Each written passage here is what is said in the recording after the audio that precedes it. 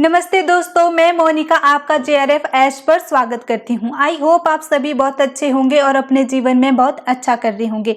जैसा कि आप सबको पता है, हमारी प्रीवियस ईयर क्वेश्चन पेपर की एक सीरीज चली हुई है जिसकी आज क्लास 4th है। इसमें हम डिटेल में एक्सप्लेनेशन के साथ कॉमर्स यूजीसी नेट पेपर 2 के प्रीवियस ईयर क्वेश्चन पेपर को सॉल्व करते हैं। हर एक क्वेश्चन को डिटेल एक्सप्लेनेशन के साथ सॉल्व किया जाता है और एनालिटिकल थिंकिंग को भी डेवलप किया जाता है। अगर आपने फर्स्ट की 3 क्लासेस नहीं देखी है तो आप चेकआउट कर सकते हैं। यहाँ पर पीवाईक्यू की क्लासेस हर रोज आती है। हर शाम 6 बजे क्लास चैनल पर अपलोड की जाती है 6 PM को। आई होप ये सारी क्लासेस आपके लिए बहुत हेल्पफुल साबित होने वाली है और आपके एग्जामिनेशन में आपकी बहुत मदद करेगी। ये आपकी प्रेपरेशन को बूस्ट अप करेगी। जैसा कि हमें पता है, previous year question paper UGC net का एग्जाम क्लियर करने के लिए बहुत इंपॉर्टेंट है, तो इसी के लिए सीरीज आई है। चलो आज की क्लास को स्टार्ट करते हैं और फर्स्ट क्वेश्चन आपकी स्क्रीन पर ये है। फर्स्ट क्वेश्चन क्या कहता है? तो फर्स्ट क्वेश्चन आया है हमारे टेक्स्ट से। क्वेश्चन कहता है कि to be an ordinary resident in India an individual must satisfy. अगर आपको इंडिया में ऑर्डिनल रेजिडेंट बनना है तो क्या सेटिस्फाई होना चाहिए? तो ऑप्शन है, आपको both basic condition and 1 additional condition पूरी करनी पड़ेगी, या फिर 1 basic condition and both additional condition. Option C है 1 बेसिक एंड 1 एडिशनल, या फोर्थ है both basic condition and both additional condition. तो इसका आंसर, अगर सबसे पहले इसके लिए आपको दोनों कंडीशनों का पता होना जरूरी है, जैसा कि इसका आंसर है हमारा ऑप्शन बी। इसके लिए हमें चाहिए कि जो भी हमारी बेसिक कंडीशन है उसमें हम एक कंडीशन को पूरा करें, लेकिन जो एडिशनल कंडीशन है उन दोनों को फुलफिल करना बहुत जरूरी है। यदि हम एडिशनल कंडीशन में से केवल एक ही कंडीशन को पूरा करते हैं तब हम ऑर्डिनरी रेजिडेंट नहीं कहलाते, तब हम नॉन ऑर्डिनरी रेजिडेंट कहलाते हैं। इन कंडीशनों को थोड़ा पढ़ लेते हैं। जैसे कि कंडीशन आती है हमारी, जितना भी रेजिडेंट स्टेटेड है वो आता है हमारा सेक्शन 6 के अंतर्गत, जो इनकम टैक्स की सेक्शन 6 और सबसेक्शन 1 वो कहती है कि जो भी कोई भी व्यक्ति प्रीवियस ईयर में 182 इंडिया में रहना होना उसका जरूरी है। 182 मिनिमम, और इससे ज़्यादा समय अगर वो प्रीवियस ईयर में इंडिया में रहा हो तो वो इंडिया का रेजिडेंट कहलाएगा। ये फर्स्ट कंडीशन है। और इसकी जो सेकंड ये बेसिक कंडीशन है वो कहता है कि 4 सालों में कम से कम आपका 4 सालों में व्यक्ति 365 दिन भारत में रहा हो, और जो करंट प्रीवियस ईयर है उसमें वो 60 डेज इंडिया में रहा हो तो वो इंडिया का रेजिडेंट कहलाएगा। तो ये है हमारी बेसिक कंडीशन। अब हम बात करते हैं इसकी जो एडिशनल कंडीशन है, जो सेक्शन 6 के अंतर्गत आती है, सबसेक्शन 6 के अंतर्गत आती है। इसमें कहा जाता है कि फर्स्ट कंडीशन इसकी ये है कि 10 सालों में कम से कम 10 ईयर में कम से कम व्यक्ति 2 साल तक भारत में रहा हो, इंडिया में रहा हो। और सेकंड कंडीशन है एडिशनल कंडीशन की, वो 7 सालों में कम से कम 730 दिन भारत में रहा हो। अगर वो इन दोनों कंडीशनों को फुलफिल करता है, एडिशनल कंडीशन और बेसिक कंडीशन, या तो वो बेसिक कंडीशन में 182 को फुलफिल करे, इसके साथ उसे इन दोनों एडिशनल कंडीशन को भी पूरा करना पड़ेगा, तब वो कहलाएगा रेजिडेंट। या फिर इस कंडीशन को वो पूरा करे 365 डे और 60 डे की, और इसके साथ इन दोनों को पूरा फॉलो करे, तब वो कहलाएगा रेजिडेंट। अगर वो इन दोनों को भी बेसिक, अगर वो दोनों कंडीशनों को भी पूरा करता है लेकिन एडिशनल वो ओनली एक ही कंडीशन को या फिर इनमें से एक ही भी कंडीशन को पूरा नहीं करता, तो हमारा वो नॉन ऑर्डिनरी रेजिडेंट कहलाता है। आई होप अब ये आपको समझ आ गया होगा। तो चलते हैं अपने नेक्स्ट क्वेश्चन की तरफ। जो हमारा क्वेश्चन 62 है वो है आपका फाइनेंशियल मैनेजमेंट से। ये बोलता है कि the capital invested in total current asset of the business concern is known as. ये बोलता है कि जो भी हमारी बिजनेस में हम करंट एसेट में जितना भी पैसा हम इन्वेस्ट करते हैं उसे क्या क्या कहा जाता है? क्या उसे ग्रॉस वर्किंग कैपिटल कहा जाता है? क्या उसे नेट वर्किंग कैपिटल कहा जाता है? क्या वो परमानेंट वर्किंग कैपिटल है या फिर सेमी वेरिएबल वर्किंग कैपिटल है? तो सबसे पहले हमें क्वेश्चन को बहुत अच्छे तरीके से पढ़ लेना होता है। इसमें करंट एसेट की बात की है कि कैपिटल की जितनी भी इन्वेस्टमेंट है एक बिजनेस में, उनको हमने इन्वेस्ट कर दिया करंट एसेट में। करंट एसेट वो होती है जिन्हें हम जल्दी से लिक्विड कर सकते हैं, मतलब कि पैसों में ट्रांसफर करें। इसमें आपका हमारा स्टॉक इन्वेंट्री आ जाती है, बिल्स रिसेबल आ जाते हैं, डेटर आ जाते हैं, और मार्केटेबल सिक्योरिटी होगी, कैश एंड कैश इक्विवेलेंट, वो सारे हमारी करंट एसेट में हम उसे लगा देते हैं। तो जैसे हमें पता है gross working capital total current asset को ही कहा जाता है ग्रॉस वर्किंग कैपिटल।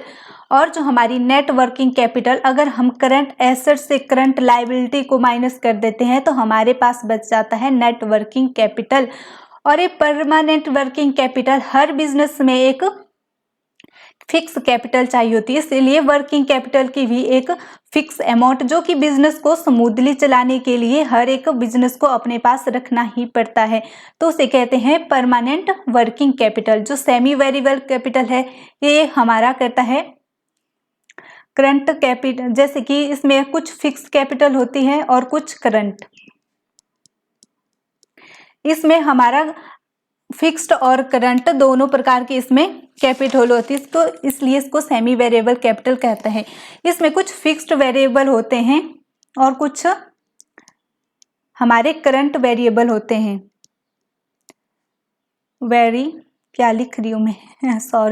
वेरिएबल होते हैं।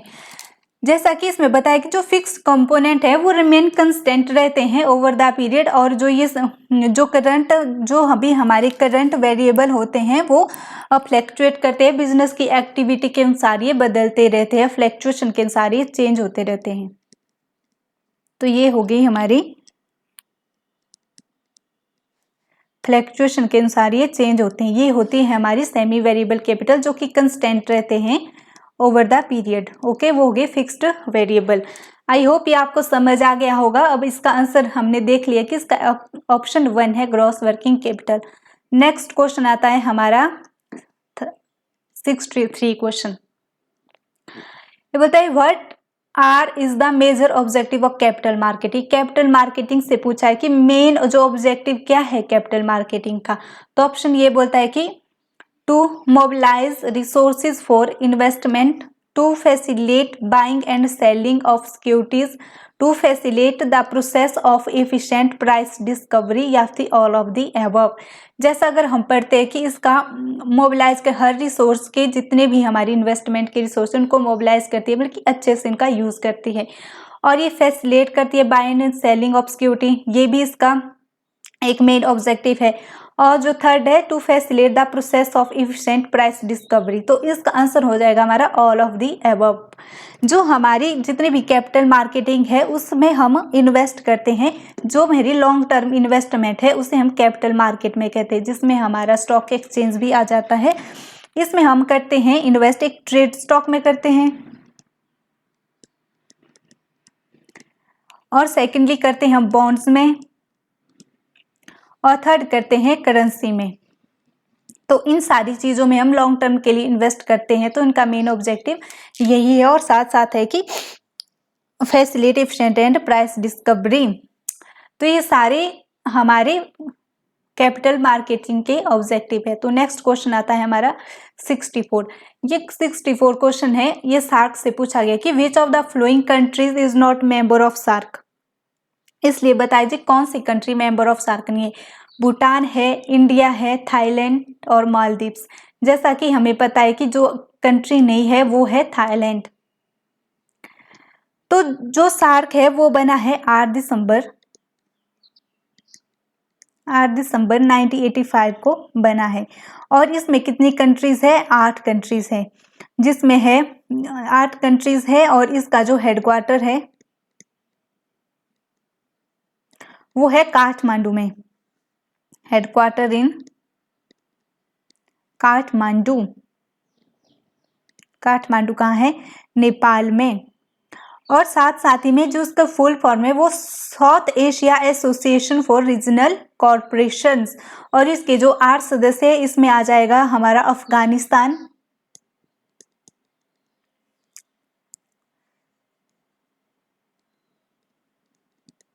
अफगानिस्तान नंबर 1।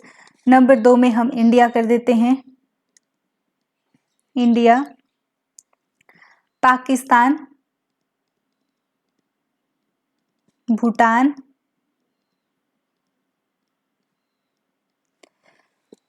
नेपाल, मालदीव्स।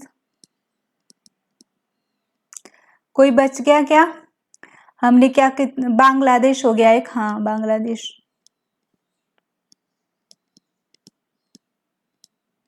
ये 1 2 3 4 5 6 7 और 8 वाला कौन रह गया हमारा? श्रीलंका। जो इसमें कहा जाता है जो सबसे लास्ट में जो सदस्य बना था वो बना था अफगानिस्तान। अफगानिस्तान ने जो सार्क ज्वाइन किया था वो किया था 2008 में। जैसे कि हमें जो फ्री ट्रेड एरिया में जितने भी जोन में आते हैं, जैसे सार्क हो गया, नाफ्टा हो गया, साफ्टा हो गया, इन सारे को हमें जैसे यूरोपियन यूनियन हो गई, तो ये सारे हमारे इंटरनेशनल बिजनेस के मेजर टॉपिक है। इनमें से क्वेश्चन पूछा जाता है किसी ना किसी, फिर सार्क से पूछ लिया, नाफ्टा से पूछ लिया, यूरोपियन यूनियन से पूछ लिया, और भी बहुत सारे जो एसोसिएशन बने हमारे फ्री ट्रेड एरिया के। ओके, अब आता है हमारा नेक्स्ट क्वेश्चन, इसका हो गया थाईलैंड। अब 65 क्वेश्चन पूछता है कि जो मैक्सिमम रेट ऑफ जीएसटी के हमने क्लास जो प्रीवियस हमने जो भी क्लासेस पढ़ी, हर एक क्लासेस में जीएसटी का एक क्वेश्चन आया ही है। अगर आपने पहले से इसको पढ़ा है तो अब तक जीएसटी का पूरा टॉपिक आपका क्लियर हो ही गया होगा। जैसे इसमें क्वेश्चन है कि the maximum rate of CGST, जैसा हमें पता है कि इसके कितने हैं रेट, 5% है, 20 जैसे हमने पढ़े कि 5% रेट है, 28% है, 80% है, और है 12%। लेकिन यहाँ पर भी एक ट्विस्ट है, मेजरली हम इन्हीं रेटों को पढ़ते हैं। जैसे अगर हम बात करें जो 5% का रेट चलता है वो चलता है आपका रेंटल कैब कर दी आपने, जैसे कोई भी होगी, एयर ट्रेवल हो गया, आपने रेंट में कैब कर ली, उसके लिए आपका 5% आपको लग गया। आपने एयर ट्रेवल कर लिया, उस पर आपका लगता है 5%। और जो 28% लगता है वो लगता है आपका, जैसे अब आप पार्क में चले जाते हो वहां पर आपका 28% लगता है। गो केटरिंग वगैरह हो गया, गो कार्टिंग हो गया, इसमें आपका लगेगा। और जो 80% है वो लगेगा आउटडोर केटरिंग होगी, जो भी आउटडोर केटरिंग होगी, जैसे थिएटर हो गया, आपका आ जाएगा थिएटर। और जो आपका 12% लगता है ये लगता है मूवी टिकट के लिए, जो कि अंडर 100 की हो। मूवी टिकट्स जो कि आपकी अंडर 100 है उसमें आपका 12% लगता है। लेकिन यहाँ पर क्वेश्चन हमसे क्या पूछ रहा है, जैसे मैं इसको थोड़ा इरेजन हाँ ऐसे ही पढ़ा समझा देती हूँ। यहाँ पर पूछा है कि सीजीएसटी का जो हमारा सेंट्रल जीएसटी है उसका मैक्सिमम रेट क्या है, लेकिन उसका मैक्सिमम रेट आपका 40% है। जैसे कि हमें पता है कि एक स्टेट जीएसटी होता है, एक सीजीएसटी, जो ये लगता है मैक्सिमम लगता है इंटीग्रेटेड एक होता है इंटीग्रेटेड जीएसटी, जो कि इन दोनों के बीच का होता है। जैसे कि कोई जैसे हम एक स्थान से दूसरे स्थान तक वस्तु पहुंचाते, एक स्टेट से दूसरे स्टेट तक जाती है तो वहां पर लगेगा हमारा इंटीग्रेटेड जीएसटी। लेकिन जो गाइडलाइन है उसके अनुसार बताया गया है कि जो भी सीजीएसटी होगा वो आपका लगेगा 40%। इनके अलावा जितना भी सीजीएसटी उसके लिए आपका 40% ही लगेगा। तो ये आपका मेन जो आंसर इसका है। और उसके बाद हम बात करते हैं, और जीएसटी में भी अलग अलग रेट है। हाँ, अलग अलग रेट है। जैसे वो मेन जो होते थे 5%, 28%, 18%, 12%, और एक नया आ गया कि मैक्सिमम रेट जो सेंट्रल जीएसटी के लिए मैक्सिमम रेट है 40%। ओके, अब हम अपने नेक्स्ट क्वेश्चन पर जाते हैं। नेक्स्ट क्वेश्चन हमारा है dash dash makes the assumption that if they invest enough in advertisement, selling, public relation and sales promotions, customer will be pressurized to buy। ये कहता है कि कौन सा कंसेप्ट हमें बताता है कि हम ज़्यादा से ज़्यादा सेल पर इन्वेस्ट करें, पब्लिक रिलेशन बनाए या फिर प्रमोशन करें, जिससे जो कस्टमर हो वो प्रेशराइज हो जाता है कि वो हमारे प्रोडक्ट को बाय करे। जैसे कॉन्सेप्ट मार्केटिंग के हैं। जो प्रोडक्शन कॉन्सेप्ट क्या कहता है, ये सबसे ओल्डेस्ट है और ये कहता है इसमें मैक्सिमम होती है कि हमें मैक्सिमम लो प्राइस वाली गुड्सों को लिया जाता है, लो प्राइस की गुड्स को यहाँ पर लिया जाता है, और साथ ही साथ जो फ्रीली अवेलेबल हो, जिसके कि हम इजीली असेसेबल कर सकें, जो इजीली असेसेबल हो, उन गुड्सों को यहाँ पर लिया जाता है, उन प्रोडक्टों को लिया जाता है। तो प्रोडक्शन कॉन्सेप्ट ये कहता है कि हम बल्क में प्रोडक्शन करेंगे, हम करते रहेंगे, प्राइस कम रखेंगे और मैक्सिमम कस्टमर उन चीज़ों को लेता है जो इजीली एसेसेबल हो, इजीली उनको मिल जाए। जो प्रोडक्ट कॉन्सेप्ट आता है इसमें किया गया, फिर प्रोडक्शन के बाद प्रोडक्ट कॉन्सेप्ट है, इसमें प्रोडक्ट की क्वालिटी पर कंसर्न किया गया कि प्रोडक्ट की क्वालिटी अच्छी होनी चाहिए। और सेल कॉन्सेप्ट क्या कहता है कि मेक द अजम्पशन, इसमें कि हम पब्लिक रिलेशन अच्छे करें, प्रमोशन अच्छी करें, जिससे कि हम प्रेशराइज कर सके कि कस्टमर बाय करे। तो इसका आंसर हो गया हमारा सेल कॉन्सेप्ट। अब हमारा जो नेक्स्ट क्वेश्चन है,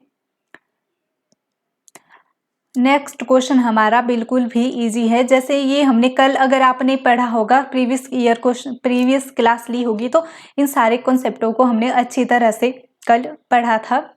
और उसी से कल क्वेश्चन हमारा था सेपरेट आइडेंटिटी से, और आज क्वेश्चन आ जाता है हमारा, पढ़ते हैं। According to which of the following accounting concept an entity is assumed to be continue operating for a long period of the time indefinitely into the future. Simple बताया गया है कि बताइए कौन सा कॉन्सेप्ट ये बताता है कि हमारा जो ऑर्गेनाइजेशन वो अनंत काल तक चलता रहेगा। तो इसका सिंपल आंसर है गोइंग कंसर्न कॉन्सेप्ट। ये हमने कल भी इसको पढ़ा था। अब हम नेक्स्ट आते हैं अपने क्वेश्चन 68 के ऊपर। 68 क्वेश्चन है हमारा प्रोबेबिलिटी से। ये बोलता है कि इफ स्पीक ट्रूथ, अगर एक व्यक्ति स्पीक मतलब कि सच बोलता है 20% वो सच बोलता है, और एक दूसरा केस है बी, जो बी है वो सच बोलता है 40% केसेस में, तो बताओ कि what is probability that would contradict each other, बल्कि दोनों को कॉन्ट्राडिक्ट कर सकें। जैसे कि हमें अगर प्रोबेबिलिटी वो कॉन्ट्राडिक्ट कब कर सकते हैं, हमारे पास दो ही सिचुएशन होती है। सिचुएशन ए, जब एक क्या बोलता होगा, ए ट्रूथ बोल रहा होगा, राइट, और बी क्या बोल रहा होगा, लाई बोल रहा होगा, तब ये दोनों स्टेटमेंट एक दूसरे को कॉन्ट्राडिक्ट कर रही है। या फिर हमारा बी, जब ए क्या कर रहा है, लाई कर रहा है, एक झूठ बोल रहा है, लेकिन बी जो है वो ट्रूथ बोल रहा है, राइट, वो दूसरा सच बोल रहा है। तो ये हमारे पास दो कंडीशनों में ये कॉन्ट्राडिक्ट हो सकती हैं। अगर जैसे हमें पता है कि प्रोबेबिलिटी का फॉर्मूला होता है नंबर ऑफ फेवरेबल आउटकम और टोटल आउटकम। जैसे इसका फॉर्मूला है, formula is equal to number of favourable, जितने भी फेवरेबल आउटकम आएंगे डिवाइडेड किया जाता है इसको टोटल आउटकम के साथ। अब क्वेश्चन हमारा बिल्कुल ही इजी रह जाता है। तो हम पहले हमसे पूछा है, तो हम पहले जो हमारी सिचुएशन एक है उसकी हम पहले प्रोबेबिलिटी निकाल देते हैं।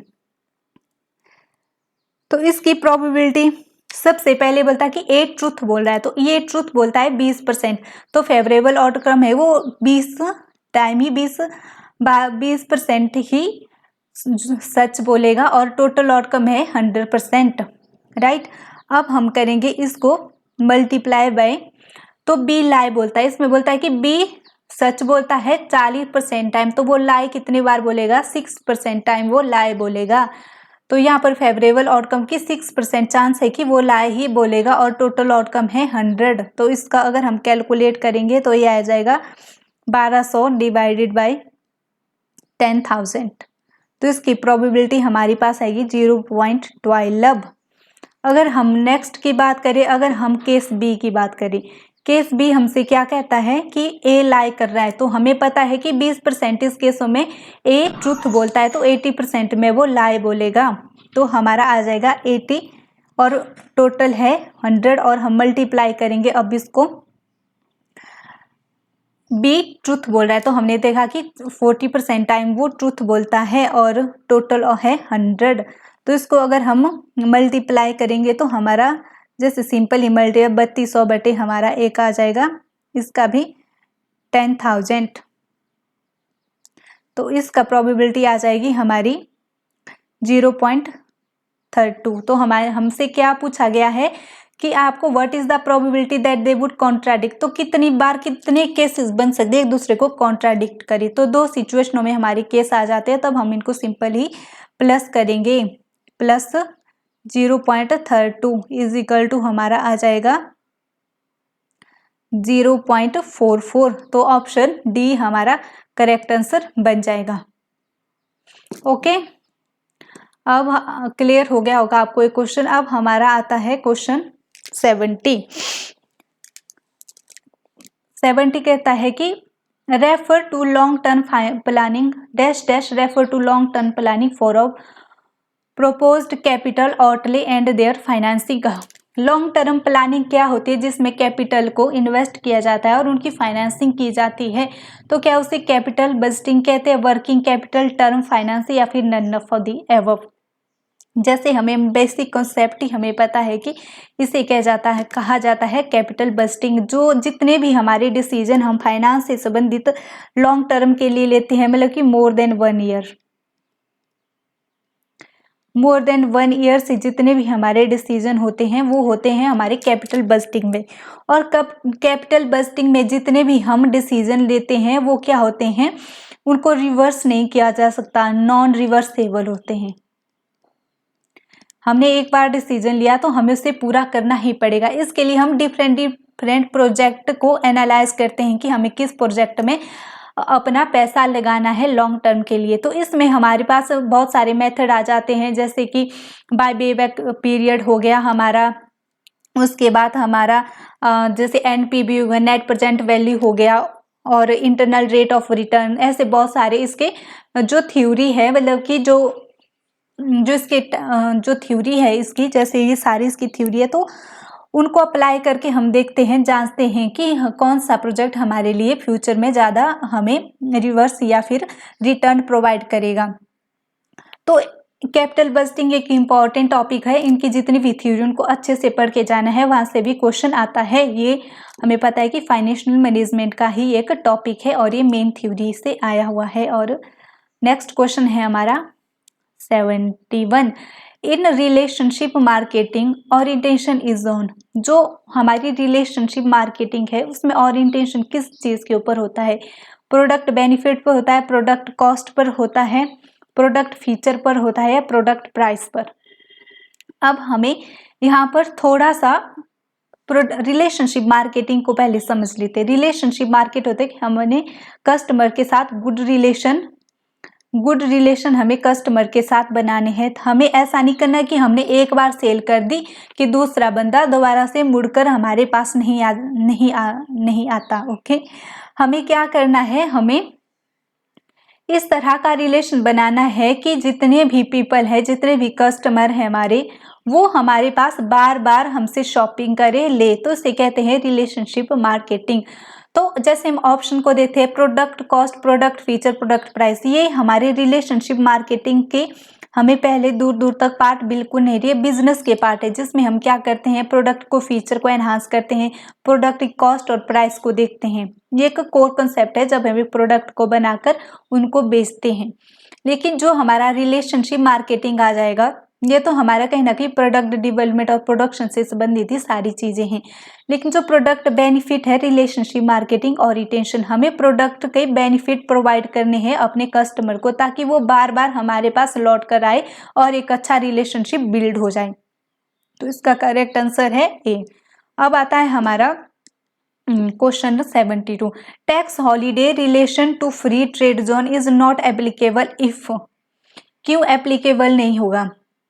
Tax holiday relation to free trade zone is not applicable, किन किन केसों में एप्लीकेबल नहीं होगा? तो ऑप्शन एक है the business is not form by reconstruction of old business, या फिर option B is newly establishment undertaking, option C the reports in form 56F is field, या फिर D sale proceeds should be bought in convertible foreign exchange within 6 months from the end of assessment year। तो सबसे पहले हम इसको थोड़ा clear कर देते हैं, क्लियर से पढ़ लेते हैं।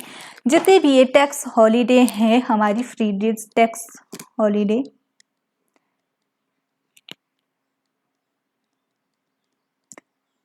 टैक्स हॉलीडेज है और फ्री ट्रेड जोन से संबंधित है। अगर हमें ये सारी चाहिए तो इसके लिए कुछ कंडीशन है जो हमारी आती है सेक्शन 10A के अंतर्गत। तो इसमें जो फर्स्ट कंडीशन है, इसमें टोटल 5 कंडीशन है। फर्स्ट कंडीशन बोलती है कि जो भी हम मैन्युफैक्चर कर रहे हैं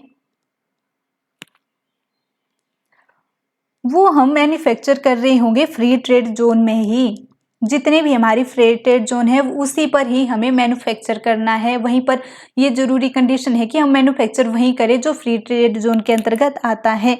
और फिर इसके लिए भी आगे सब कंडीशन है कि किन किन बिजनेसों को लिया जाएगा जो कि स्टार्ट हुए हैं 1/4/1981 से।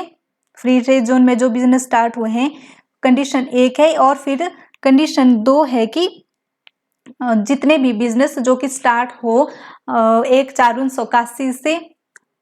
और दूसरी कंडीशन है जो कि 1 अप्रैल 1994 से स्टार्ट हो। इसमें वो सारी चीजें आती है, वो बिजनेस आते हैं जो बिजनेस है सॉफ्टवेयर से संबंधित। सॉफ्टवेयर आगे आपका टेक्नोलॉजी या इलेक्ट्रॉनिक। और इसका जो थर्ड है कमेंस है, थर्ड कंडीशन है, वो सारे बिजनेस स्टार्ट होने चाहिए 1/4/2001 से, अगर वो स्पेशल जोन में हो। ये है स्पेशल जोन के बिजनेस के लिए गाइडलाइन, स्पेशल जोन के बिजनेस हो। अब हमारी जो कंडीशन हमने 1 पढ़ ली, हम कंडीशन 2 को भी यहीं पर लिख देते हैं, हम अलग पेन लेते हैं। और कंडीशन 2 बोलती है कि not form by transfer of old machinery. बिल्कुल भी जैसा कि हमने यहाँ पर हमने देखा कि कंडीशन इसकी सेकंड यही है कि not the business is not form by reconstruction of old. तो सेकंड हमारा ये है। और इसके बाद हम नेक्स्ट पढ़ते हैं, सेकंड तो ये हो गया आपको। और थर्ड है हमारा, थर्ड कंडीशन इसकी ये है कि not form splitting reconstruction of business, not form splitting, not for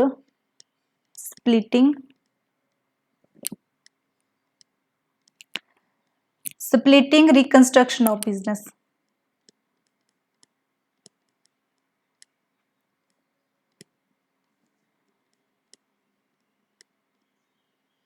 okay.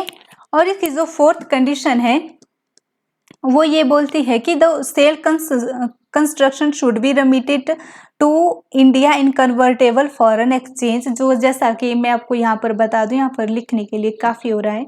जैसे कि जो फोर्थ कंडीशन है उसकी ये है डी वाली। लेकिन ये हमारा जो है यहाँ पर हमने आंसर है इसका जो है राइट आंसर डी है। ये बोलता है कि cell proceed should be brought in convertible foreign exchange with in 6 month from the end of assessment year. End of assessment year नहीं, एंड ऑफ प्रीवियस ईयर में होना चाहिए। अगर यहाँ पर प्रीवियस ईयर हो लिखा होता तो इसका इसकी ये एक कंडीशन होती है। इसके लिए इसका राइट आंसर डी है यहाँ पर। ओके। तो जो इसकी 5 कंडीशन है, फिफ्थ कंडीशन को मैं यहीं पर ही आपको बता देती हूँ। जो इसकी 4 कंडीशन हमने देख ली। अब जो 5 कंडीशन है 5 कंडीशन बोलती है कि जो फर्स्ट डे ऑफ अप्रैल, अप्रैल का जो फर्स्ट डे है, 1 अप्रैल 2001 के बाद आपको किसी भी प्रकार की डिडक्शन नहीं मिलेगी। लेकिन यहाँ पर एक्सपेक्ट है आपके पास फॉर्म 656 हो। अगर आपके पास फॉर्म 56F है तभी आपको इसके ऊपर डिडक्शन मिलेगी। और सेक्शन 6 है return should be submitted in time. ये तो सिंपल है कि हर एक रिटर्न आपको 6 में यहीं पर लिख देती हूँ, रिटर्न आपको इन टाइम पर सबमिट करनी पड़ेगी। ओके तो ये हमारी 6 कंडीशन है जितने भी हमारे टैक्स हॉलीडे से संबंधित है। एक बार दोबारा से पढ़ लेते हैं। फर्स्ट है हमारा टैक्स हॉलीडे सेक्शन 10A के अंतर्गत कि मैन्युफैक्चर उसी कंट्री में होना चाहिए जो कि फिक्स्ड रेट जोन के अंतर्गत आती है। और मैन्युफैक्चर कौन कंपनी कर सकती है? जो कि कमेंस 1/4/1981 से हुआ हो और 1/4/1994 वो कंपनियां जो सॉफ्टवेयर टेक्नोलॉजी और इलेक्ट्रॉनिक से संबंधित हो, और 1/4/2001 उन कंपनी के लिए जो स्पेशल जोन में हो। और जो हमारी कंडीशन 2 है वो कहती है कि not be found by transfer old machinery, कि ओल्ड मशीनरी जो ये बताती है कि आपका बिजनेस ओल्ड मशीनरी को ट्रांसफर करके नहीं स्टार्ट होना चाहिए। ये भी इसकी एक मेन कंडीशन है। अब हम थर्ड में जाते हैं। थर्ड है इसकी कि not splitting reconstruction of business, को स्प्लिट करके भी आपने बिजनेस स्टार्ट नहीं किया होना चाहिए, ये इसकी थर्ड है। और फोर्थ कंडीशन इसकी वही है जैसे कि हमने जो यहाँ पर है, सिर्फ बदलाव इतना है कि द रिपोर्ट जैसे कि cell proceed should be brought in convertible foreign exchange with in 6 month from the end of assessment year. यहाँ पर एंड ऑफ असेसमेंट नहीं, जबकि प्रीवियस ईयर के अंतर्गत ये 6 मंथ होने चाहिए प्रीवियस ईयर को। ये आपकी फोर्थ होगी। और आपकी जो फिफ्थ कंडीशन है वो ये है कि 1 अप्रैल 2001 के बाद आपको किसी भी तरीके की डिडक्शन नहीं मिलेगी। इसमें एक्सपेक्ट अगर आपके पास 56F फॉर्म है तभी आपको मिलेगी। और जो हमारी 6 कंडीशन है कि return in submit in time पर ही आपकी होनी चाहिए। आई होप ये आपको थोड़ा समझ आ गया होगा, आगे पीछे हो गया लेकिन आप इसको आसानी से समझ सकते हैं कि इस तरह से ये है।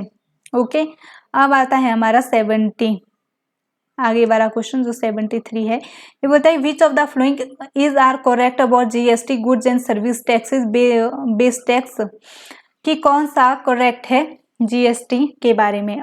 जो सबसे पहले बोलता है कि it is destination 73 to quorum of GST constitute should be 50%। जैसे कि हमने जीएसटी के बारे में एक शायद चौथा या 5वां क्वेश्चन है, इसके बारे में हमने कुछ और भी पढ़ा था कि इसमें जो 1/3 वोटिंग है वो रहती है हमारी स्टेट, हमारी सेंट्रल गवर्नमेंट की, और जो हमारा 2/3 होता है, 2/3 वोटिंग रहती है वो स्टेट गवर्नमेंट की रहती है। और जो हमारा 3/4 रहता है वो रहता है हमारा प्रेजेंट वोटिंग पर। ये भी एक एडिशनल इसके जो जितने भी इसके एट्रीब्यूट्स हैं और इसके ये दोनों ही सही है, बोथ ए और बी। सी की डेस्टिनी 73 और इसका कोरम होना चाहिए जीएसटी काउंसिल में 50%। अगर आपको यहाँ पर ये जीएसटी थोड़ा समझ नहीं आ रहा है तो आप प्रीवियस जितने भी क्लासेस जाइए, उसमें बहुत सारे क्वेश्चन है जिसमें हमने शायद सारा जीएसटी ही खत्म कर लिया है पढ़ के। आप वहाँ पर जाकर चेकआउट कर सकते हैं क्लासेस को। अब हम आते हैं अपने क्वेश्चन 74 पर। क्वेश्चन 74 बोलता है कि which of the following core element that are universally followed and employers look for them in their employee। ऐसे एलिमेंट के बारे में बताइए जो हर एक एम्प्लॉयर चाहता है कि उसके एम्प्लॉय में हो। क्या वो इम्पार्शियलिटी चाहता है, इम्पार्शलिटी चाहता है, ऑनेस्टी चाहता है, अलर्टनेस। जैसा कि देखते हमें पता चलेगा कि इसका आंसर है ऑल ऑफ दी एब। तो एक एम्प्लॉय क्या क्या चाहता है कि उसके एम्प्लॉय हो। सबसे पहले हमें जैसे पता वो चाहता है ऑनेस्ट हो, इंटीग्रिटी हो, चाहे इम्पार्टियलिटी हो, जैसे कि मतलब कि इम्पार्शियलिटी हो, इम्पार्शल हो, कोई भी इसका कोई भी फेवरेट ना हो, वो सबको एक समान नजरों से देता हो। नो फेवरेटिज्म, नो फेवरेटिज्म,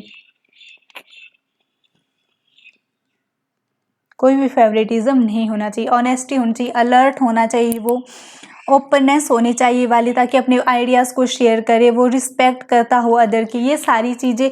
और भी जैसे कि वो डिटर्मिनेट हो, वो डेडिकेट हो, रिस्पॉन्सिबल हो, तो ये सारी चीज़ें क्या हो जाती है, इसके कोर एलिमेंट है जो एक एम्प्लॉयर चाहता है कि मेरी एम्प्लॉय में हो। तो नेक्स्ट क्वेश्चन हमारा बात करता है dash dash the attitude risk and dash dash the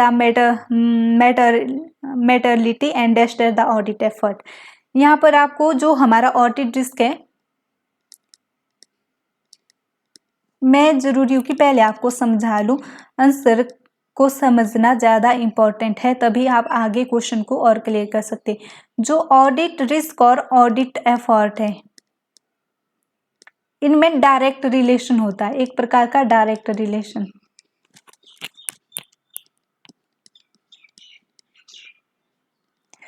अगर हमारा ऑडिट रिस्क ज़्यादा हो जाता है तो हमारे ऑडिट एफर्ट भी ज़्यादा लगते हैं। अगर हमारा ऑडिट रिस्क कम होता है तो हमारे ऑडिट एफर्ट भी कम होते हैं, राइट। इन दोनों में क्या होता है, एक डायरेक्ट रिलेशन होता है। और जो हमारा ऑडिट रिस्क और मैटरलिटी में ऑडिट रिस्क और हो जो हमारा मैटरलिटी है, मटीरियलिटी है, हाँ, तो इनमें होता है एक प्रकार का इनवर्स रिलेशन।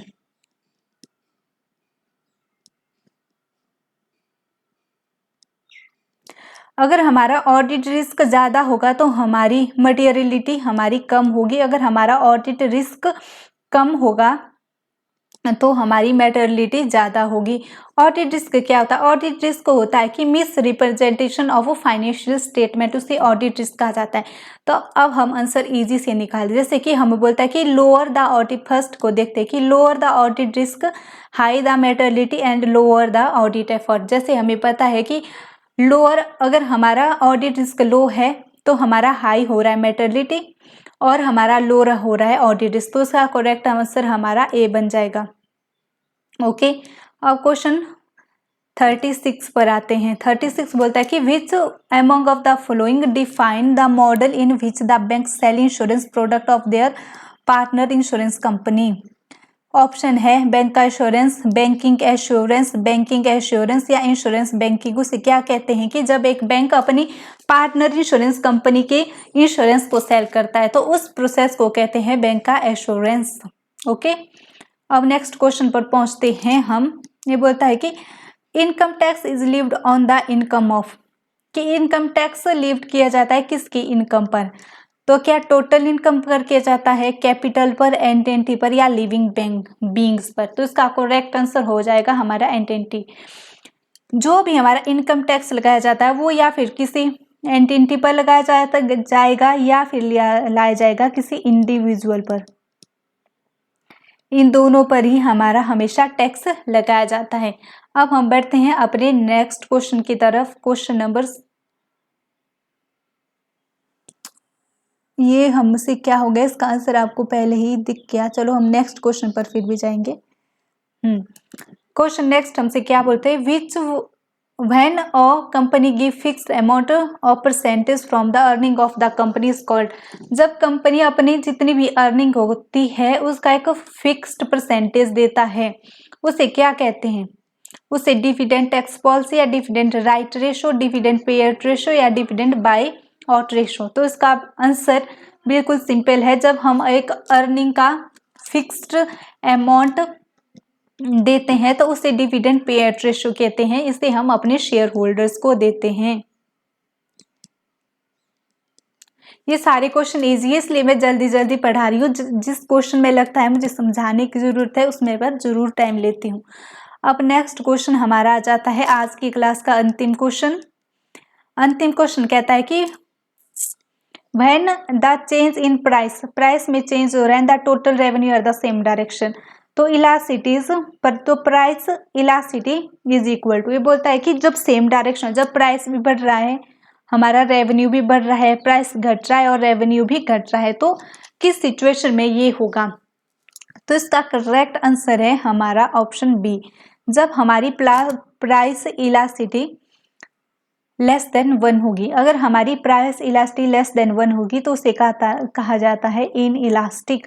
इन इलास्टिक में हमेशा क्या होता है, अगर प्राइस बढ़ेगा तो हमारा रेवेन्यू भी बढ़ेगा, अगर हमारा प्राइस कम होगा तो हमारा रेवेन्यू भी कम होगा। मैक्सिमम जब हमारी प्राइस इनइलास्टिक होती है, जो कि जैसे कि डेली, जैसे कि अगर आटा है तो रेवेन्यू भी बढ़ेगा। अब आटे का प्राइस जितना भी हो, चावल का प्राइस जितना भी हो, ये ऐसी चीज़ें जिनकी डिमांड इनइलास्टिक है, जिन्हें हम खाते ही हैं। अब आटे के बदले हम कुछ और तो नहीं ले सकते जो आटे से भी हमें अफोर्डेबल मिले, जैसे कि जो भी ऐसी चीज़ें होती है जिनकी डिमांड हर टाइम इनइलास्टिक होती है। प्राइस में चेंज होने से उसकी डिमांड पर कोई भी प्रभाव नहीं पड़ता, तो इसका डायरेक्ट रिलेशन होता है हमारे रेवेन्यू के साथ। अब हम बात करते हैं जैसे कि price elasticity more than 1। More than 1 में क्या होता है, मैक्सिमम, जब इसको कहते हैं इलास्टिक डिमांड। इलास्टिक डिमांड क्या होती है, जब प्राइस बढ़ता है, इंक्रीज होता है, तो उससे क्या होता है, हमारी डिमांड भी कम होती है। डिमांड कम होगी तब हमारा रेवेन्यू अल्टीमेटली क्या हो जाएगा, कम हो जाएगा हमारा रेवेन्यू भी। तो कहीं ना कहीं इसका रेवेन्यू के साथ एक इनवर्स रिलेशन रहता है। अगर हमारी प्राइस इलास्टिसिटी इक्वल टू 1 हो गई तो हमारा प्राइस का हमारी डिमांड पर कोई भी प्रभाव नहीं पड़ता, ना ही रेवेन्यू भी। ये क्या रहता है, रेवेन्यू भी क्या रहता है, एकदम स्थिर रहता है। तो इस तरह से हमारा ये आज की क्लास पूरी हो जाती है। आई होप आपको समझ आया होगा। अगर आपको लगता है कि इस क्लास में कमी है तो आप कमेंट कीजिए और मेरे चैनल को प्लीज़ सब्सक्राइब कीजिए, तभी आप तक हर एक इन्फॉर्मेशन मिल जाएगी। जैसे कि मैं क्लासेस बना रही हूँ तो अभी तक मुझे एक भी कमेंट्स नहीं आ रहा है, जो कहीं ना कहीं मेरे मोटिवेशन और मोरल को बहुत कम कर रहा है। अगर आपके लिए क्लासेस हेल्पफुल है तो प्लीज़ मुझे कमेंट करिए, लाइक कीजिए, जिससे मेरा मोटिवेशन बढ़े और मैं इससे ज़्यादा और मेहनत कर सकूँ आपको और अच्छी तरीके से पढ़ाने के लिए। और आप इस वीडियो को शेयर भी कर सकते हैं, क्योंकि sharing is not just caring, ये भी बताता है कि आप कितने हम्बल हैं। थैंक यू वेरी मच अगर आपने यहाँ तक ये सेशन देखा। अब हम नेक्स्ट क्लास में मिलेंगे।